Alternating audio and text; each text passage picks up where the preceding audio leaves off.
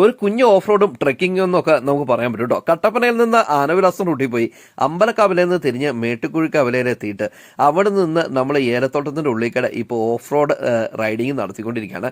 എൻ്റെ പോലെ ഇതുപോലൊരു യാത്ര നമ്മൾ പോയിട്ടില്ല എന്ന് തന്നെ പറയാം കേട്ടോ. ഒരു വിധത്തിലാണ് വണ്ടി എത്തുന്നത് വരെ നമ്മൾ യാത്ര ചെയ്ത് പിന്നെ വണ്ടിയൊക്കെ അവിടെ ഒതുക്കിയതിന് ശേഷം പിന്നെ ഇതുപോലെ കാണുന്ന ചെളിക്കകത്തോടെ നടക്കുകയാണ്. നടന്ന് നമ്മളങ്ങനെ ചെല്ലുമ്പോഴാണ് ഒരു ജീപ്പ് കയറി തന്നെ. എന്ത് കഷ്ടപ്പാടല്ലേ. അങ്ങനെ നമ്മൾ ആ സ്പോട്ടിൽ എത്തിട്ടോ. ഇത് മേട്ടുക്കുഴി വ്യൂ പോയിന്റ് എന്ന് പറയുന്ന മനോഹരമായ ഒരു സ്പോട്ടാണ്. ഇവിടെ നിന്നാൽ കട്ടപ്പന ടൗണിൻ്റെ ഒരു ടോപ്പ് വ്യൂ ആസ്വദിക്കാം. അത് മാത്രമല്ല ഒരു 360 ഡിഗ്രിയിലുള്ള ചുറ്റുപാടുള്ള കാഴ്ചകളൊക്കെ നമുക്ക് ആവോളം ആസ്വദിക്കാൻ പറ്റും കേട്ടോ. എന്താണെങ്കിലും ഞങ്ങൾ വന്ന ദിവസം ഭയങ്കര കാറ്റായിരുന്നു.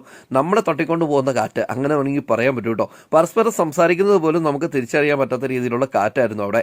എന്താണെങ്കിലും ആ കാറ്റും അവിടുത്തെ പ്രകൃതിയുടെ മനോഹാരിതയൊക്കെ ആസ്വദിച്ച് ഏറെ നേരം ചെലവഴിച്ചു കേട്ടോ.